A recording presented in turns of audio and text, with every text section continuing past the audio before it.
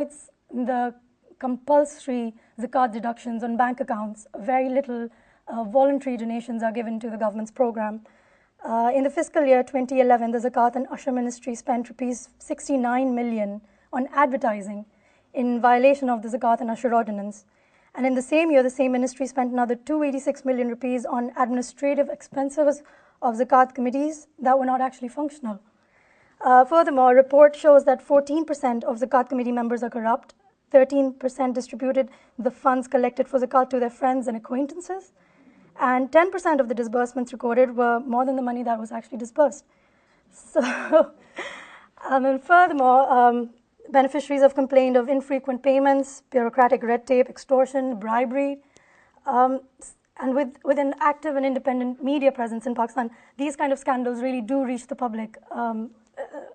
And so you would not be surprised to hear that collection of zakat by the government does not exceed 0.3% of GDP in Pakistan, whereas the reports suggest that the amount could be increased to at least 3%, which is 10 times as much if the changes were made to improve governance in the collection process. So that is not to say that the public in Pakistan is not generous. I would say quite otherwise. Pakistan leads South Asian countries in philanthropic giving as a percentage of GDP. And according to the National Survey on Individual Giving in 1998, Pakistan received 6 billion rupees as foreign aid in grants. And we hear about developed countries mourning how much aid they give to us, but contrast that with the monetary donations from Pakistanis themselves, which were 30 billion rupees, 5 times as much as was received in grants from other nations. And the aggregate individual giving by Pakistanis for that year was 70.5 billion rupees. So there's a stark contrast, and really you can appreciate how much is given by Pakistanis to their own people. So really the problem is, where's all that money going? Maybe it's not being spent in an effective way to make those kind of changes that would show us real difference on ground. There are other reasons why the public prefers these private channels of charity, and some of them could be are that the government, some religious sects believe that the government is not authorized to collect zakat, and there's in case of donations to organizations run or patronized by prominent figures, it might be the fanfare or the personal achievements or the personal integrity of that patron that motivates others to trust him and to invest in his organization, in his charitable organization. Furthermore, the media is very critical of the government, but its portrayal of these private or charity organizations is much more favorable, and that also affects the public perception of public versus private channels for zakat. So here you can see this is, I don't know, some of you might be familiar with the man in the picture, Imran Khan. He was a famous cricketer and he's now a politician, and he started this Shaukat Khanum Memorial Hospital for poor cancer patients. And he's one of those few people who, rather his organization is one of the few which publishes audited financial statements for the public. But this is Abdul Sattar Eidi. He is the most famous philanthropist in Pakistan, and his organization receives a majority of private charity in Pakistan.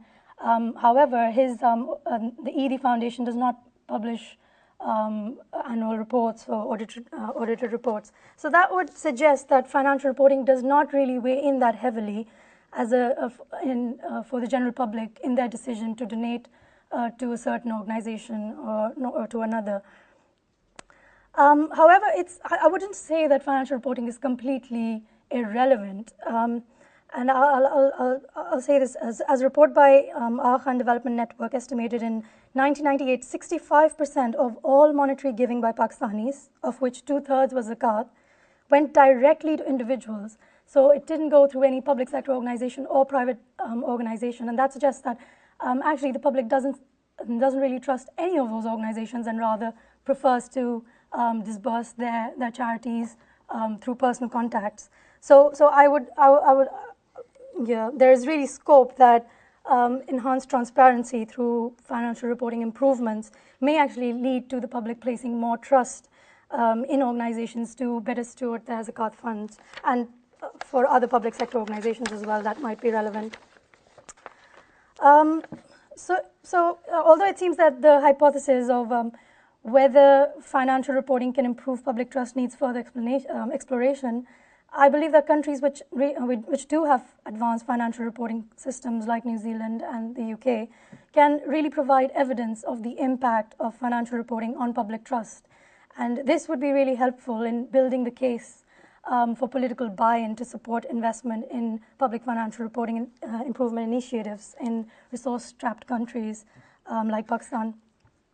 So if financial reporting improvements do not directly currently affect public trust, does this mean that developing countries should just abandon improvement projects in this area and focus on the many other developmental issues that we're facing? I think not, because although reporting may not directly impact public perception at the moment, it does contribute to overall governance and it enables growth, which in the long term, through the cycle, as you can see, would result in better governance, and better governance through visible improvements in public service will hopefully build public trust in its public organizations in Pakistan. And I feel that accountants and auditors can really play a very key role in this process through, they can improve governance through proper controls on financial processes, accountability through checks and balances, and independent audits, and transparency through reporting and disclosure. So strengthening the public financial management processes in Pakistan really will eventually lead to better public trust. But that is something we're looking at in the long term, and we can't say that it will really show up immediately as improved public perception. What I'd like to say here is that the common man really judges government sector's performance through the lens of its personal beliefs and through his experiences and observations and the external influences on his opinion, for example, through the media or through the word of mouth and how he's politically affiliated. And improving financial reporting will impact both the public's experience as well as external factors such as the media. However, to really be able to utilize that financial information and to hold their governments responsible, we can't underestimate the role of educating the public, because right now 44% of Pakistani population is illiterate, and a majority of those who are literate, including their political representatives, are not really equipped to interpret and analyze financial information. And in conclusion, I'll say that governmental reporting, I think, needs to go a step further to meet its users' needs. Not only should public financial reporting mechanisms keep the non-specialist in mind, but also the fact that the public is relying heavily on non-financial indicators to assess the government's performance should be considered in the manner and style of public sector reporting. And I'll answer any questions if you have some. Thank you very much.